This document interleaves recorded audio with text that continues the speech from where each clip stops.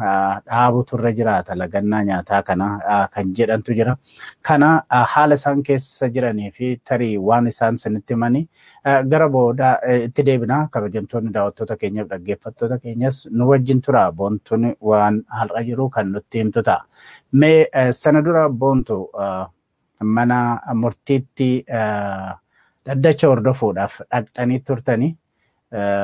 Egaa sana booda hordofuu dadhabdanii booda waan ta'e amma tokko feesbuukii kee irratti illee barreessitee ture.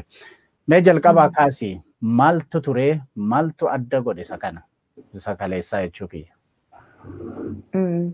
Akkuma barame yeroo beellamaa sa'a beellamaa eegnee mana murtiitti argamne maatiin hedduun wayaa keelloo uffannee turre ana intala obbo Dajanee maatii Jawaar maatii Shamsaddiin Xahaa hundi keenya wayaa keelloo uffannee hiriiraan galchaa turanii deemnee hiriirarra dhaabanne. Wanti baay'ee nama ajaa'ibu naannoon sun naannoo mana murtii yoo sun taane dirree waraanaa wayii fakkaata. Gosni poolisii achi jiru kanuma biyya kana keessa jiru hundatu gosa poolisii biyya kana jiru hundatu waan achi jiru fakkaata. Poolisiin federaalaa jira, poolisiin kan Finfinnee jira, warri hokkara bittinneessan kun jiru, gosa poolisii hedduutu achi jira. Nama achi jiruun qixxeedha. Lakkoofsi basaastota lakkoofsi tikaa achi jiruu fi lakkoofsi poolisii achi jiru uummata achitti argame caala. Maatii fi warra dhaggeeffachuu dhaddacha hordofuu dhaqee caala lakkoofsaan. Bitaaf mirgaan gaafa laallu kan nu marsee jiru tikaa kan dhufee nu bira dhaabatu hiriira keessas tika hedduutu ture. Kan nu bira dhaabatu kan nu bira darbu kan nutti rigatee darbu kan waa'ee nu gaafatee darbu tikaa fi basaastota poolisii warra siviilii uffate kana wantoota akkasiiti kan ture jechuudha. Ergasii hiriira qabannee dhaabannee warri wayaa keelloo uffannee wal faana hiriirree turre hiriirarra sarara tokkorra turre. San booda sarara tokko jechuun shamarri sarara tokkoon dhiirri sarara tokkoon hiriiraan hin jedhan. Yeroo hiriirru wal faana dhufne waan ta'eef warri wayaa keelloo uffannee akkuma carraa wal faana turre. Sarara tokkorra turre. San booda poolisii Finfinnee keessaa jarri wayii dhufanii warri wayaa keelloo uffatan kun kophaatti adda baasaa warra wayaa keelloo uffatanii jedhanii keessaan ba'aan hin jedhan. Maaliif baanaan jedheen wayaa keelloo namni uffate seenuu hin danda'u kanaaf baataan jedhe. Hin ba'uu dhaddachan dhaggeeffachuu dhufee hin ba'uu hin jedheen. Jaalatteen baatu dirqamtee baataan jedhe. Warra kaaniinis warra kana poolisota warra kaan waamee hunda isaanii sarararraa baasaa hiriira kanarraa baasaa yoo didan immoo tarkaanfii fudhadhaa jedheenii deeme inni tokko. Jedhee gara mooraatti ol seenee ergasii warri kaan dhufanii bahan hin jedhan hin baanu jenneen. Ba'uu qabdu tarkaanfiin isin irratti fudhatamuuf deemaa jedhee ulee naa kenni jedheen isa tokkoon inumaayyuu. Ulee poolisii ulee gabaabduu sun jirti miti. Ulee isaanii ulee naa kenni jedheenii jechuudha. Jennaan ittis hin kennine xiqqoo harka keessa qabateen gurbaan wayii. San booda hiriira san keessaa baanee isaanuma faana isaanuma bira warra wayaa keelloon uffanne bira dhaabanne. Achi dhaabannee turraan asii deemaan hin jedhan ammoo. Calqaba hiriira keessaa bahaa jennaan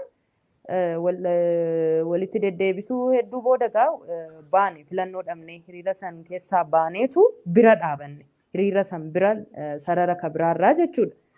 Ergasii achi ammoo erga kophaatti hiriirree booda ammoo asii deemaan hin jedhan. Maaliif deemna dhaddacha dhaggeeffachuu dhufne wayaa keelloo waan uffattaniif. Wayaa keelloo uffachuun yakkaayii yeroo darbee abbaan murtii namni wayaa fedhe uffachuu danda'a halluu fedhe uffachuu danda'a jedheera. Isin abbaa murtii caaltu dhaddacha san caaltu isinii jenneen. Gaaffii akkasiin nan gaafatinii bakka kanatti anatu si ajajuu danda'a bakka kana nu gadhiisin naan jedhe jechuudha. Ta'uu baannaan isin hiinaa naan jedhe. Na hidhi rakkoon qabu abbaan kiyya waggaa 60 mana hidhaa jira. Nuyi miti leenconni maatiin keenya leenconni iyyuu mana hidhaa jiru. Kanaaf nuuf waan haaraa miti jedheen.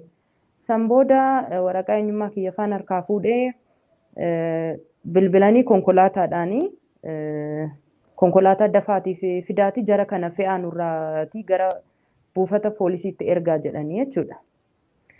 Ergasii wal waamanii konkolaataa sana hin eegnaa dhufuu didee meerree paatrooliin jettan sun hin dhufuu as hin ga'uu jenneen dhumarratti.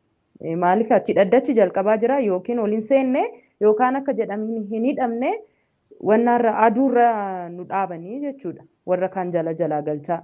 Namni immoo seenee guutaa jira galmii tika isaaniitiin basaastuu isaaniitiin galmiin guutan namni isaan galchaa turan isaan qofa waan ta'eef jechuudha. Jennaan boodarraa humna dabalatanii dhufanii kottaa jedhanii oofanii ni hidhamtu nuun jedhanii jechuudha. Tolee ni hidhamna rakkoo hin qabu jennee wajjin deemne addabaabaayii naannoo mana murtii san jiru irraa nu dabarsanii gara buufata poolisii shanaffaa kan jedhamu tokko jira naannooma sana achitti nuun ka'anii jechuudha. Oofanii ajjabanii gara nama 9-10 ta'u ajjabanii dhuma oofanii nuun ka'anii ergasii karaa gara buufata poolisii sana biraan nu gahaniitu isa dura wanta ani irraanfadhe wanni guddaan tokko isa dura maaltu ta'a obboleettii Shamsuddiin Xahaa darbate poolisiin tokko asii deemi jedheeni darbatee jennaan kuftee of wallaaltee san booda ishii lafaa hammaarreetu fuunee bishaan faa maal faa itti qabne jennee kaanee xiqqoo akkas gara mirgaatti darbe gaafa dabnu kaafteeriyaan tokko jira. Kaafteeriyaa san seennee teenye. Seennee bishaan ajajnee mucayyootti bishaan qabuuf yeroo jennu poolisiin dhufee kaafteeriyaa kana turuu hin dandeessanii bahaa nuun jedhe. Maaliif baana nama nu jalaa darbattanii namni nu jalaa miidhamee kaafteeriyaa kan dhufnee fi bishaan itti qabuu fi mucayyootti hin deemnu jenneen. Ergasii kaafteeriyaa seenanii nu hunda gadi nu baasanii mucayyoo bitaan mirgaan qabneetu ishiin deemuu hin dandeessu bitaan mirgaan qabneetu achi baanee jechuudha. Poolisiin dhufee achi nu baasee. Ergasii karaa addabaabaayii sana oofeetu buufata poolisii shanaffaa san biraan nu gahee akka asitti lammaffaa akka asitti isin hin argine asii deemaa nuun jedhe. Gara mana keessanii galaa akka asitti lammaffaa isin hin argine nuun jedhe. Erga buufata poolisii san bira geenye yaada jijjiiranii jechuudha. Mee boontu ati yeroo sanatti waan dubbatte keessa lamaan tokkoon fudhadhe. Tokko iddoo dhaabbannullee mootummaatu nuu filata kan jedhu tokko warra hidhate sana fuuldura dhaabbattee dubbatte. Lammata akkuma amma jette nuyi miti leenconnoo hidhamanii kan jedhu dubbatte. Mee kana yeroo laallu yeroo baay'ee biyya sanatti warra hidhatee poolisii kana waan tokko nama dubbatanii namni sodaate kaata. Sababni isaa tarkaanfii isaan fudhatan hamaadha. Sin maatiin hidhamtootaa kuni sodaa akkanaa akka hin godhanneef isaan fuuldura dhaabbattee akka akkanatti dubbattan ati immoo keessattuu akka dubbattu mee maaltu si godhe boontu? Wanta achitti argine suni waan dubbatanii nama wallaalchisayyuu mammaaksee Oromoo tokko na yaadachiiste Dajane harreen duute waraabessan sodaattuu waan jedhamu tokko jechuudha. Nuyi kanaa ol wannuma taanu hin qabnu maatii keenya nu harkaa fuudhanii nu jalaa fuudhanii kutaa tokkotti ugguranii amma immoo nyaataa fi bishaanii fi nyaata malee guyyaa salgaffaa ta'aa jiru. Kanaa ol wanna dhabnu hin qabnu nuyi. Wanni qaaliin anaaf wanti qaaliin ana addunyaa gubbaarraa qabu abbaa kiyya. Wanni isanatti caalu hin jiru. Isanarraa fudhatanii umrii kanatti umriin boqochuu maatii isaa wajjin jiraachuu qabutti narraa fuudhanii kutaa tokkotti itti cufanii jiru. Kanaa ol ani maaliin dhabuu danda'a? Kanaa ol maatiin keenya maal dhabuu danda'a? Maaltu nutti hir'achuu danda'a kanaa ol? Ammoo hidhuu fi akkanatti dararuun otoo hin xiqqaatin dhaddacha abbaa kiyyaayyuu hordofuu hin dandeenye dhaqee waan inni irra jiru waan isaan jedhamu mana murtii san keessatti mana murtii dabaa sana mana murtii haqni irraa argamee hin beenne sana mana murtii kallattii biraati qaamni biraan kallattii kennee fi socho'u sana keessatti waan abbaa kiyyaan jedhamu dhaggeeffachuuf mirga dhabeen achi jira balbala mana murtii fuuldura achi kan hin dhaabadhee jiru mirga dhabeeni mirga dhaddacha abbaa kiyyaa hordofuu dhabeeni jechuudha. Maaliif wayaa keelloo uffadhe shamiza keelloo uffadhe qofaaf maatiin hundi kanatti dhaabataa oolee seenuuf yaalee dadhabe hundi wayaa keelloo waan uffateef waan biraa miti. Wanna goone kan biraa hin qabnu jechuudha.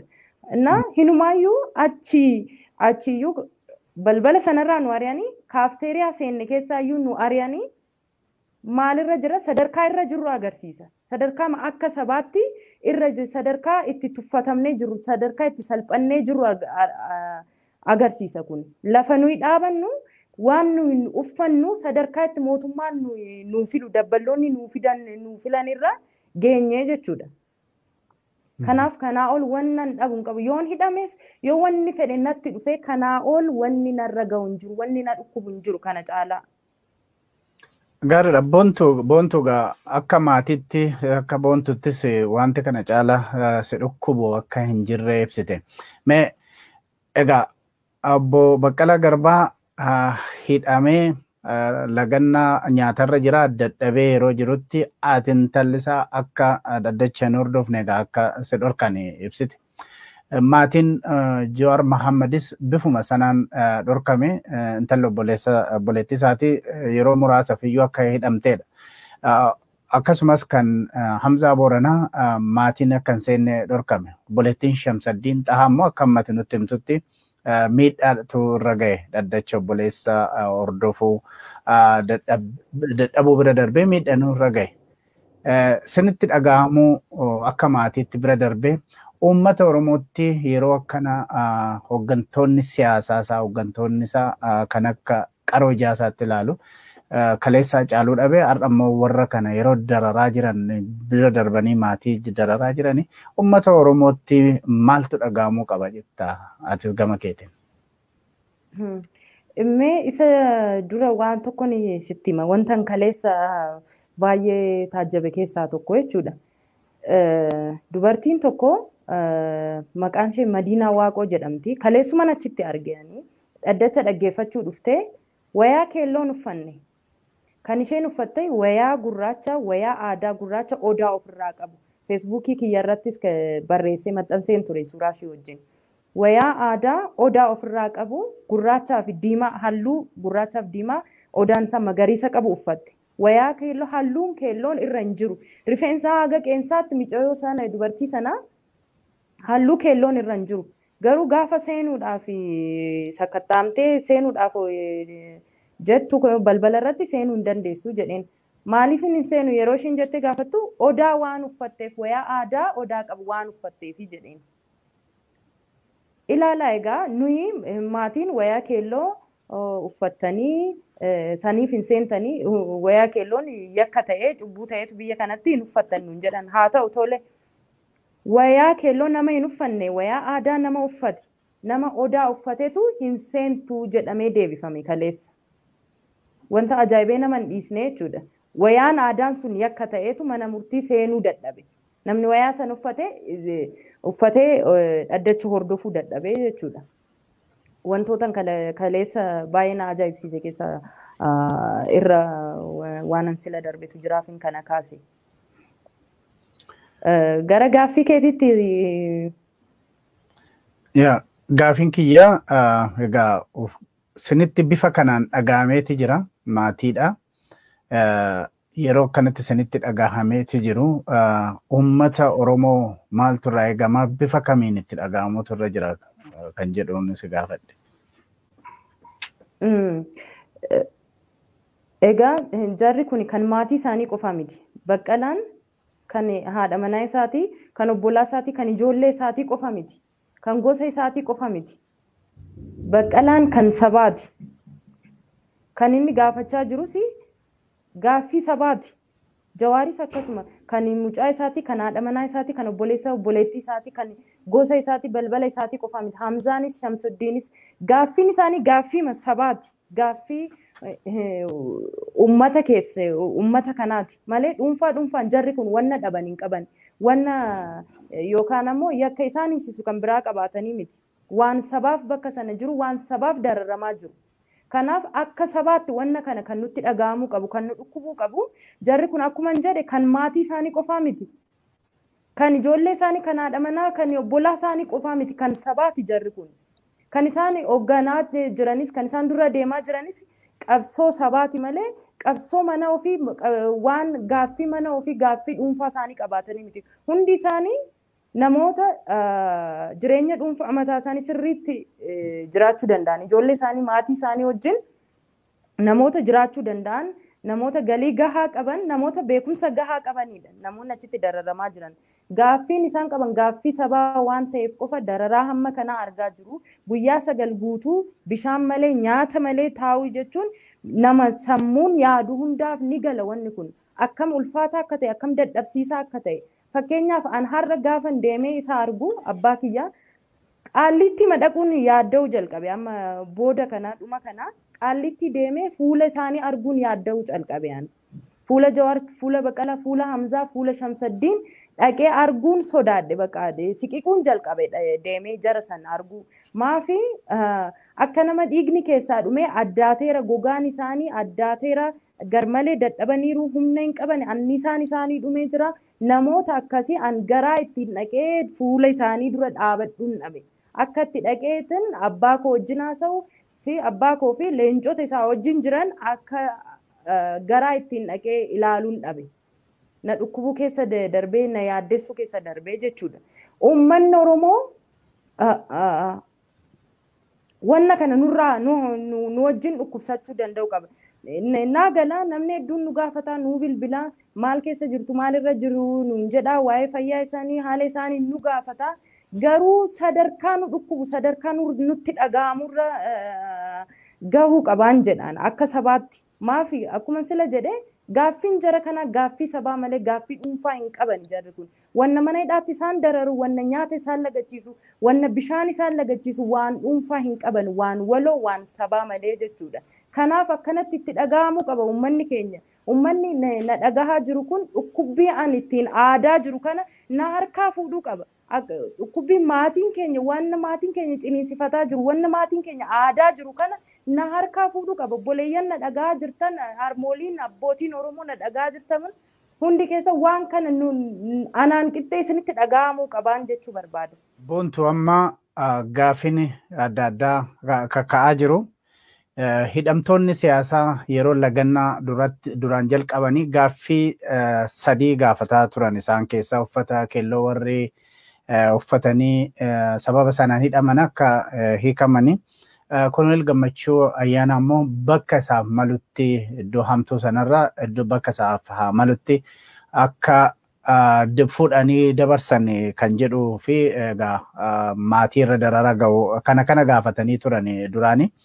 Egaa uffata warra keelloo uffatanii addacha dhoowwan malee jara sana hiikaniiru. Hojiirra ammam akka oolu beekamuu baate Koloneel Gammachuu ammaa fi murtee akka darbeedha kan dhaga'amu. Erga kun gaaffileen kun deddeebi'anii fi maaliif nyaata dhaabuu kanaa hin dhiisanii, maaliif of dararuu jedhanii namoonni gaafatan jiru.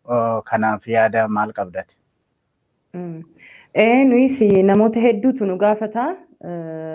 Gaaffilee isaan gaafatanii tokko waa'ee ijoollee wayaa keelloo uffattee mana murtiitti argamtee san booda poolisiin sassaabee hidheeti.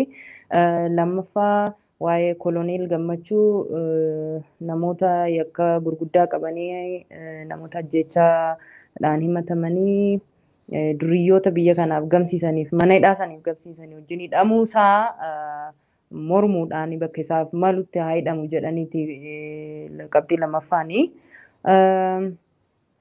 Kabiraan sadaffaan kan jiru maatii haala maatii ittiin keessummeessu. Manni hidhaan suni poolisoonni achi jiranii balbalarraa kaasee haga keessaatti akkaataa isaan ittiin nu qaban, akkaataa isaan ittiin nu keessummeessan san mormuudhaanii. Sadaffaan jijjiirama amma dhufe kanaa fi afraffaan jijjiirama amma xiqqoo dhufe jedhamtu kanaa fi gatii guddaa kan baasee dargaggeessi Oromoo bakka garaa garaatti ukkaamsamee hidhamee yeroo dheeraa dararamaa ture gaafa manni murtii mirga wabiitiin haa hiikamu jedhu mirga wabii gaafa manni murtii eeguuf poolisiin bu'uura seeraa malee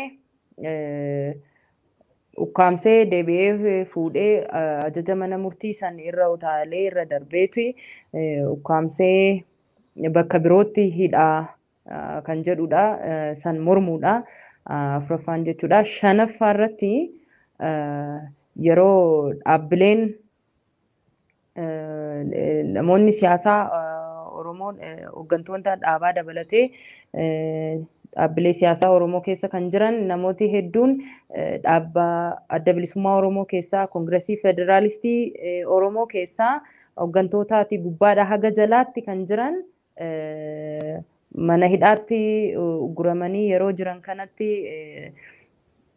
waajjiraaleen aanaa irra jiran godinoota irra jiran kan dhaabbilee lamaanuu cufamanii yeroo jiran kanatti akkasumas dhaabbilee kabiroo ta'ee jedhee mootummaan dirree siyaasaa keessaa dhiibee baasee dhaabbilee lamaan hafte kana adda bilisummaa Oromoo fi Koongiresii Federaalistii Oromoo kan ammoo hooggantoota isaanii mana hidhaatti naqee gubbaa gajalaatti namoota waajjiroota isaanii cufee aanaa fi godinoota irraatii sassaabee hidhee waan jiruuf san mormuudhaanii qabxilee kana shananiini jechuudha kan isaan nyaata dagatan. Isaan keessaa egaa ijoolleen keelloo uffattee mana murtiitti argamtee ergasii poolisiin hidhe sun hiikameera sun deebii argateera.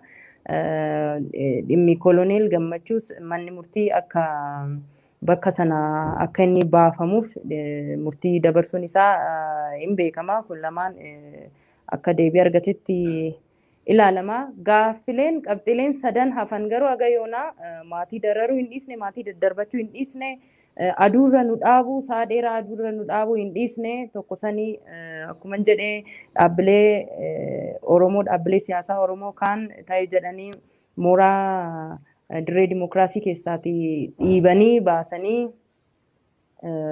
kaan akka filannoof hin dorgomne godhanii dhaabbilee lamaan hafan kana ammoo hooggantoota isaanii fi deeggartoota isaanii miseensota isaanii gubbaa gajalaatti hidhanii waajjiraalee isaan bakka garaagaraa Oromiyaa guutuu keessaa qaban cufuun isaanii yaadatamaa sun ammas deebii hin arganne namootni hidhamanii manni murtii wabii mirga wabii hayyameef deebisanii ukkaamsamanii poolisiin fudhatamanii bakka isaan geeffaman wallaalamaa jira. Kun sadeen waan deebii hin arganneef hamma kun deebii argatutti lagannaan nyaataa kun itti fufaa jedhan. Hayyee mee asirratti gara mana murtiitti amma isaa deebinu warri sila hooggantoota siyaasaa kana hidhamtoota siyaasaa kana hordofanii abukaatonni isaanii egaa ibsa kennan irratti dhaddachi kun banaa ta'uu isaatiif cufaa ta'uu isaa ammaa shakkii qabna wallaallee kan jedhudha warri seeratu. Kana biraanii sani garum fuulduraattu namni achi keessa seenu seelfoonii isaa yookiin moobaayilii isaa fudhatee seenuun hin danda'amu. Warra immoo abukaatotaatiin iyyuu kana booda fuutanii seenuu hin dandeessan kan jedhutu mul'ata. Akka nama mana murtiitti deddeebi'uudhaanii muuxannoo qabdu tokkootti dhimmoota kana akkamitti ilaalta boontu? Dhuguma Dajanee dhaddachi banaa ta'uu fi nama fakkeenyaa fi hin seenne akkuma beekamu alatti dhorkamne maatiin garuu akka abukaatoo irraa odeeffannetti dhaddachi kun banaa ta'uun isaayyuu sadarkaan shakkisiisuu irra jira jedhanii akka gaafatan banaa fi cufaa ta'uusaa adda wallaalle jedhanii akka gaafatan fa'aa nutti himanii maaliif gaazexeessitoonni akka hin seenne warri seenan akka gabbaahan godhamee dhaabbileen mirga namoomaa bakka bu'oota isaanii erganii turan warri seenan akka bahan godhamee abukaatoo fi yeroo kaaniyyuu egaa namoota dhaddacha dhaggeeffachuu deemanirraa bilbila hinuma fuudhu turanii boodarra dhiisanii turan bilbila harkaa fuudhu bilbila keessan akka inni sagaleen dhageessisne godhaatii cufaatii seenaa nuun jedhanii akkasitti seenna turre. Amma immoo dhaddacha kanarratti wanti ajaa'ibaa dhageenye kan biraan warra dhaggeeffachuu dhaqee fi maatiillee yoo hafe abukaatoorraa haga fuudhanitti gahame jechuudha. Bilbila hamma fuudhanitti wanni kun waan amma dhaddacha kanarratti yeroo jalqabaaf mudateedha. Bilbila qabatanii seenuu hin dandeessan kan jedhame kun jechuudha. Abukaatoon leen ammoo himannoon galmee kanaa baay'ee fuula hedduu qaba. Wanni isaan ittiin faccisanis akkasuma fuula hedduu qaba. Kana hunda baatanii deemuu hin danda'an, waraqaadhaan baatanii deemuu hin danda'an. Kanaaf bilbila isaanii irraa qabu. Haala kanaan akkamitti akka faccisuu danda'an akkuma gara fuulduraattis akkanumaan itti fuufataanaan dhaddacha irratti akkamiin argamuu akka danda'an namaan galu. Ijoolleen bilbila isaanii seenuuf yaalanii seenuuf jecha bilbila ala kaahanii bakka garaagaraa kaahanii deemanii bilbila isaanii faa jalaa hatame jalaa fudhatame bilbilli isaanii bakka inni jiru hin beekne faa akka komachaa turan balbala irratti ijoolleen argine hedduun bilbila keenya dhabne jedhanii komachaa turanii. Maaliif akkuma yeroo kaanii se'aniit bilbila qabatanii seenan isaan hayyamamee waan tureef bilbila qabatanii seenan akka yeroo kaanii ammoo dhaddacha kanarratti haala ajaa'ibsiisaa ta'een dhaddacha kanarratti bilbila qabatanii seentan waan jedhamaniif bilbila isaanii nama kaanitti dhaddachuma san seenanii hordofuuf jecha nama kaanitti kennanii seenanii deebi'anii bilbila isaanii faa dhabanii jechuudha. Egaa abbootiin seeraa mataadhuma isaaniitiin abukaatota dhiyeessitee warruma abbootii seeraallee bilbila qabatanii hin seeninaa kan jedhu qaama olaanaa irraayyuu kan dhufee jedhanii yeroo deebisan dhaga'ameerti jiraga. Waan kanaati dhageesse quba qabda. Maal sitti fakkaata kun? Waan akkasii dhageenya abukaatoo irraa dhageenye qaama olaanaa irraati ajajameetu bilbila namuu qabatee seenuu hin danda'u jedhame waan jedhu. Qaamni olaanaa isaan jedhan kun egaa qaamni olaanaan mana murtii olii eenyu akka ta'e qaamni seeraa olaanaan kana ajajuu danda'u abbaa murtii irraa abukaatoo irraa bilbilli akka irraa fudhatamu ajajuu danda'u eenyu akka ta'e hin beeknu. Ajajni akkanaa kun yoo waajjira muummee ministeeraa fi yookaan ammoo waajjira tika biyyoolessaa biyya kanaarraa yoo ergame ta'e hin beeknu malee qaamni olaanaan sadarkaa kanatti bilbila qabatanii dhaddacha seenuu abbaa murtii abukaatoo dhowwuu danda'u kun namaan galu. Akkuma sila tuquuf yaale garuu biyya kana keessatti manni murtii seeraa osoo hin taane murtii siyaasaa dabarsaa murtii siyaasaa immoo qaamolee siyaasaa dabballootatu kennaa. Kanaaf qaamni siyaasaa isaan jedhan qaama dha'uu sodaatan malee kanumaan sila kaasuu fi maqaa kaasuuf yaalee natti fakkaata. Gaariidha. Gaa tarii Dajanee Xaafaas kana gadi jabeessanii kan dubbatani. Boruuf wabii maal qabnaa? Dhaddachi kuni waa murteessuu hin dandeenye. Ajaja gaaraa dhufe kan jedhu ta'e wabii maal qabnaa kan jedhee jabeessee dubbatees kanarraa ka'uudha jechuudha natti fakkaata boontu. Wabiin qaban murtii barbaade kennuu qaamni danda'u qaamuma bilbila abbaa murtii fi abukaatoon qabatee seenuu hin qabu jedhee irraa fuudhe kana waan ta'eef kan murtii kennu dhuguma wabii hin qaban. Gaariidha. Boontuu Baqqalaa yeroo baay'ee namoonni siyaasaa yeroo yookiin keessattuu warri seeraa yeroo haasofsiifnu haalli hidhaa fi adeemsi seeraa kan hidhamtoota siyaasaa Oromoo kunii fi kan Neelsan Maandeellaa yeroo durii sanaa wal fakkaataa kan jedhudha. Lachuyyuu political trial kan jedhu waa guddaadha. Kanaafi uummanni Oromoo gama sana warra Afrikaa kibbaa sana irraa waa hedduu barachuutu irra jiraata kan jedhudha. Egaa uummanni Oromoo haala fi keessa akkuma karaa adda addaatiin boontu sodaa qabanii nutti nu gaafataati jiru. Keessattuu yeroo ammaa kana lagannaa nyaataa kuni namoota nu gaggeessanii nu dhabsiisaa yoo akkanatti itti fufanii dhaabsisaa kan jedhan jiru. Ati gama keetiin at least har'a yeroo dhattee wanti gaafatte jira. Mootummaan kuni jara kanaa fi dantaa hin qabu. Kanaaf jarri kun jalaa miidhamuu qabaa kan jedhu gaafii guddaatu jira keessattuu gara biyya alaatiin dhagahaati jirra. Har'a yeroo itti dhiyaattee arguudhaaf carraa waan argatte natti hin fakkaatu gaafii akkasii dhiyeessitanii maal jedhaa jiru ammallee?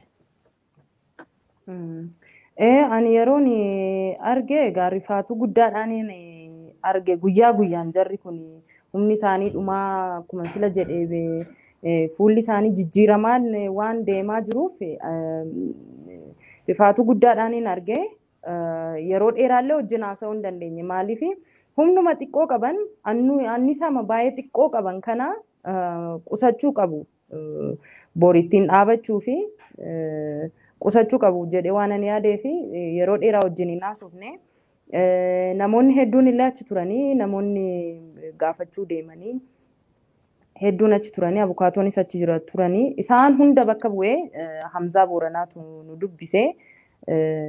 dubbisee laafaa sagalee baay'ee laafaa fi du'aa saniin nu dubbise Hamzaanii sagalee Hamzaa raadiyoo daandii haqaa irratti namni hundi ni beeka sagalee jabaa sagalee furdaa suni sagaleen eessaa dhaga'amu suni baay'ee xiqqaatee hasaasa sagaleen sun hasaasa ta'ee arguu kiyyattan ta'ee dhaga'uu kiyyatti baay'een gadde wanna har'aa keessaati jechuudha.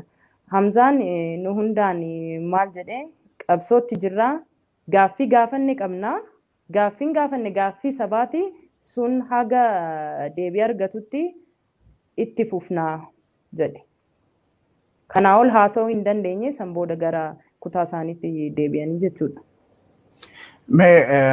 Egaa sin dabalatee uummanni Oromoo gaafa dhiitee bariitu yeroo ammaa kana baay'ee sodaa hamaa tokko keessa jira. Lagannaa guyyaa salgaffaarra jiru. Egaa akka maatiitti yeroo biraa deebitee halkan kana bariitee yeroo dhaquudha jettu yookiin maalan dhagaa yookiin akkuma maatiitti maal dhageenya fa'aa jettaniiti maaltu sin cinqaa yeroo baay'ee boontu? Baay'ee cinqamaa jirra. Hirriba rafaan jiru Dajane hirriba rifaatu wareeraa jirra. Ciisaa wareeraa akkasitti halkan keenya bari'aa jira jechuudha akka maatiitti. Egaa uummanni nu dhaga'u kun maal keessa maal akka itti miireeffachaa maal akka miireeffachaa jiru hin beeku. Nuyi garuu waan akkasii keessa jirra. Amannes amanuu baannes du'atu nutti qaxxisaa jira. Du'atu miila dhokfatee nutti deemaa jira. Kana beekuu danda'u qaba uummanni keenya. Kana dura namoota qaroo ta'an namoota jijjiirama fiduu danda'an namoota dhageettii qaban dhaabbilee adda addaa keessa dhaabbilee Oromoo garaa garaa keessaatti funaanee mana hidhaatti uummata kana sagalee dhabsiisuuf uummata kana hoggana dhabsiisuuf uummata kana nama qabsoo isaa ceesisu dhabsiisuuf manneen hidhaa garaa garaa keessatti ugguree erga isaaniin ugguree booda ammoo namoota socho'uu danda'an qeerroo socho'uu danda'an jedhu hunda adamsuutti gadi taa'e mootummaan kuni amma kana osoo arganii jarri kun callisuu hin danda'ani. Baqqalaan callisuu hin danda'u. Hamzaan callisuu hin danda'u. Shamsaddiin callisuu hin danda'u. Jawaar callisuu hin danda'u. Amma immoo kunoo Mikaa'el Booran fa'aa akka nyaata lagatanii isaanis jiran dhagaa jirra. Dajaneen fa'aas akkanuma. Amma immoo namoonni kaanis hidhamtoonni siyaasaa kaanis itti daddabalamaa dhufan. Namooti mootummaan sassaabee manneen hidhaatti itti cufe kun namoota biyya kanaaf dawaa ta'an namoota qabsoo biyya kanaa keessatti kana arma durallee shoora guddaa qaban kana boodas dawaa ta'anii siyaasa biyya kanaa fayyisuu warra danda'an. Namoota akkanaa uummata kana sagalee dhabsiisuuf hoggana dhabsiisuuf ta'e jedhamee erga mana hidhaatti isaan ugguranii booda ammoo lubbuunuu akka hin baaneef mootummaan ta'e jedhee wanna kana callisee dhaggeeffataa jira. Mee gara maatii keessanitti deebina boontu yeroo kanatti baankoo waggaa 60 jettee egaa nama gara sooramaatti deemudhatu yeroo dheeraadhaa fi obbo Baqqalaan yeroo ammamiif hidhame jechuun nama rakkisaa durii qabee akka hidhamaa turan dubbataa turte. Yeroo ammaa kana haati keessa baay'ee akka dhukkubsatan yeroo darbee natti himtee turte sababa naasoo kanarraa keessattuu lagannaa nyaatatiin wal qabate. Kana duraatis obboleessi keessa hidhaa keessa akka darbitanii beekamaadha himamaatti ture. Mee yeroo ammaa kana waan haalli maatiin keessa jiru fayyaan haadha keetiis maal fakkaata kanas nutti himuu dandeesse? Manni keenya yeroo abbaan keenya keessaa deemee qorree amma immoo sadarkaa himamuu jechaan himuu dandeenye ol wanni nuyi keessa jiru jechuudha. Harmeen kiyya dhibee dhiibbaa dhiigaa fi dhibee sukkaaraa qabdi. Wanni kun kan inni eegale yeroo abbaan kiyya irra deddeebiin hidhamuu jalqabee irra deddeebiin waggoota dheeraa hidhamuu yeroo inni jalqabee dhibee kana horatte harmeen kiyya jechuudha. Ergasii booda hin ba'a hin hidhamaa itti deebi'a. Akkasitti egaa maatiin keenya tasgabbii malee waggoota dheeraa boqonnaa malee boriidhama yoo amma hiikames akka inni deebi'ee hidhamu qalbii keessatti yaadaatuma as geenye wanni yaadaa turre egaa deddeebi'ee nu mudate baay'ee gaddina akka maatiitti akkuma sila jedhee ani abbaa kiyya caalaa wanni qaalii ani qabuu fi wanni ani dhabaa jiru hin jiru. Mee yeroo ammaa kanatti iddoo tokko tokko keessattuu barattoonni Oromoo Hacaaluu Hundeessaa dhiyeenyatti ajjeefamee haqa argachuutu irra jiraataa kan jedhu obbo Baqqalaa Garbaa, Jawaar Mohaammed fi hidhamtoonni siyaasaa kan biroo kan warra adda bilisummaa Oromoo jira KFO jiru. Walumaa galatti sabboontonni Oromoo mana hidhaati haal duree tokko malee gallakkifamuu jira jedhanii barattoonni Amboo akkasumas Dirreedhaa hiriira godhaatii jiru waan akkasiitu mul'ataa jira. Walumaa galatti kanas dabalatee uummata Oromootiif carraa kanatti fayyadamuudhaan ergaan boontuun dabarsitu maali? Ergaa gabaabaan dabarsuu danda'u isuma sila jedhee mootummaan kun uummata kana hoggana dhabsiisuuf sagalee dhabsiisuuf akka barbaadutti hacuucee cunqursee bulchuuf jara kana namoota sagalee fi ta'uu danda'an isa hogganuu danda'an sassaabee mana hidhaatti gatee mana hidhaatti itti cufee amma ammoo yeroo isaan du'atti guyyaadha gara guyyaatti du'atu itti deemaa jira du'atu itti dhiyaataa jira. Uummanni Oromoo na dhagahaa jiran sagalee kee ukkaamsan san hoggana si dhabsiisuudhaaf tarsiimoo baafatan san ittuma cichanii itti deemaa jiru. Boriftaan jarri kun yoo du'an yoo kana caalaan laafaa yoo deeman kasaaraan isaa akka Oromootti. Maatii Baqqalaa qofatti miti, maatii Jawaar, maatii Shamsaddiin, maatii Hamzaa qofatti hir'atu miti jarri kun uummata Oromootti hir'atu. Kanaaf uummanni Oromoo bakka jiru wanna kana balaaleffachuu fi dura dhaabachuu danda'u qaba. Hooggantoota isaa mana hidhaatti hiiksifachuu qaba. Gara dhumaatti boontu mee gara mana murtiitti si geessine sagantaa keenya goolabna. Mana murtii dhaddacha kaleessaa irratti obbo Dajanee Xaafaa warra kaan keessaa xinnoo fooyyee waan qabuuf waan dubbate ture. Akkuma beekamu warra abukaatotaas sududaan gaafannee turre dhiyeessinee turre moobaayilii isaanii yookiin seelfoonii isaanii akka irraa fudhatanidha. Uummata kaamdhiisii warra sila abukaatoo jaraa ta'an irraa dhimma kana gaafannaani warra abbootii seeraa qaama oliitii nutti ajajni kennamee jennaan obbo Dajanee Xaafaa. Edda qaama olii sinis achi ajaja ta'e boroo du'a nutti murteessanii ajaja gad dabarsanii wabii maalii qabnaa kan jedhu dubbateeti ture. Kana dhaddacha ittaanurraa kanarra yeroo laaltu wanti eegdu jira. lammata murtii gubbaadhaa gadi kennamu kan jedhu kana akkamitti fudhatte waan kana yeroo dhageessu? Dajane ani muuxannoon mana murtii dhaddacha garaagaraa irratti qaburraati. Murtii siyaasaa malee murtiin seeraa kennamee hin beeku biyya kana keessatti. Kana dura yeroo abbaan koo waggaa 8tti murtaa'e ragaa sobaan nama abbaa kiyya guyyaa tokko argee hin beekne nama fuula isaa argee hin beeknetu abbaan alangaa iskiriiptii katabee barreessee itti kennee qayyabachiisee baqqalaan isa sana jedhee itti agarsiiseetu ragaa irratti baasisee akkasiin hidhaa waggaa dheeraa itti murtaa'ee booda oliyyannoodhaan waggaa 4tti gadi deebi'ee jechuudha. Ammas sanuma wanni deemu mana murtii sana ofiin abbaan murtii ofiin waa murteessuu hin danda'u. Ofiin murtii kennuu hin danda'u biyya kana keessatti. Maaliif akkuma yeroo garaagaraatti jedhu kallattii qaama biraati kan ajaju malee isaan barnoota seeraa fi keewwata seeraa labsiiwwan bahan irratti dhaabbatanii miti kan isaan murtii kennan. Olii kennama. Olii bilbilameetu itti himama yookaan karaa gara biraa itti himameetu dhaddacharra ta'anii murtii dabarsu malee murtii siyaasaatu dabarsu malee murtii seeraa miti waan ta'eef dhaddacha sanarraa haqa eeguu hin dandeenyu. Akkuma obbo Dajaneen jedhee wabiin qaban boriiftaanis yoo jarri kun lubbuun hafaniiyyuu mana murtiitti ni dhiyaatu ta'ee boriiftaanis kanuma arginu ta'a. Ragaadhuma sobaatu dhiyaataa ragaa sanadaas haa ta'u ragaa namaas haa ta'u ragaa sobaatu dhiyaatee itti murteeffama.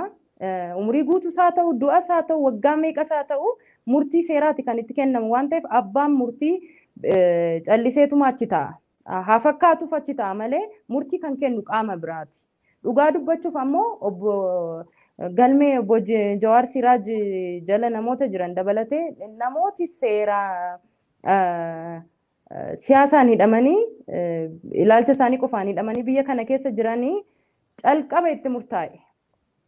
Ragaa dhiyeessuun abbaan alangaa mana murtiitti himachuun maal kuni waan fakkeessuu fi diraamaa hojjetamudha mana murtii keessatti malee mootummaan gaafuma isaan kana jara kana sassaabee gaafuma isaaniin qabuuf jedhuti murtoo siyaasaarra ga'a. Kanaaf mana murtii sanirraa dhuguma wabii sin qabanii haqa isin eegamu.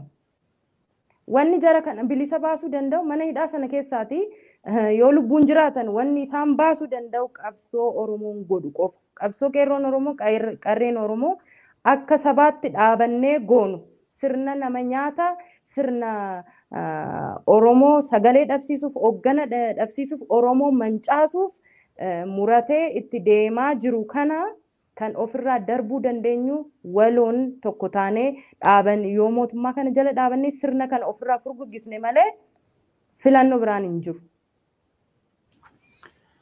Hayyee Boontuu Baqqalaa turtiigaa amman wajjin goote fi hedduu galatoomii ansiin jedha. Egaa haala hidhamtoota siyaasaa Oromoo obbo Baqqalaa Garbaa dabalatee warra kaanis akkasumatti haala isaanii kan hordofnu ta'a. Deebitee waan dhuftee har'a nu faana turtii gooteef hedduu galatoomiin jedha Boontuu. Galatoomii Dajane. Egaa kabajamtoota daawwattoota keenyatiif dhaggeeffattoota keenya turtii Boontuu Baqqalaa intala obbo Baqqalaa Garbaa wajjin goonee kanumaan raawwanna. Egaa akkuma jalqaba irratti dubbadhe hidhamtoonni siyaasaa Oromoo hedduun isaanii yeroo ammaa kana lagannaa nyaatarra jiru. Kan akka Mikaa'el Booranaa, Kennesaa Ayyaanaa, qondaaltota olaanoo adda bilisummaa Oromoo isaanis yeroo dheeraadhaa fi akkasumatti nyaata lagatanii jiru. Jawaar Mahammad faa, Baqqalaa Garbaa, Hamzaa Booranaa, Shamsaddin Tahaa, Dajanee Xaafaa akkasumas gaazexeessaa OMN Mallasa Dirribsaa fa'aas warra Jawaar eegaa turanii eegdota Jawaar dabalate. Egaa hundi isaaniitu yeroo ammaa kana lagannaa nyaatarra jiru. Egaa amma kan turtii goone Boontuu Baqqalaa wajjini obbo Baqqalaa Garbaa edda lafti keenya lafee keenya jedhee dubbatee asitti waan hunduu akka malee itti cimaa akka deeme hundi keenya quba qabna. Egaa haala hidhamtoonni siyaasaa keessa jiranii kan hordofnee isinii dhiyeessinu ta'a. Akkuma kaleessa dhageessanii warri abukaatollee yeroo ammaa kana seelfoon isaanii yookiin immoo moobaayilii isaanii yookiin bilbila isaanii fudhatanii mana murtii seenuu akka dhorkamanidha. Kun immoo hedduu isaan yaachiseetu jira. Kanaaf seera biyya sanaa seelfoonii keenyarraa qabna. Achirraa ilaallee waa dubbanna. Achirraa ilaallee waa katabna. Amma garuu seelfoonii keenya yookiin immoo moobaayilii keenya bilbila keenya fudhannee seenuu nu dhorkaniiru kan jedhu dubbatu abukaatonni hidhamtoota siyaasaa kuni. Egaa haala jiru hundumaa hordofnee kan isinii gabaasnu ta'a. Anda jenee guutamaatii turtii gaarii.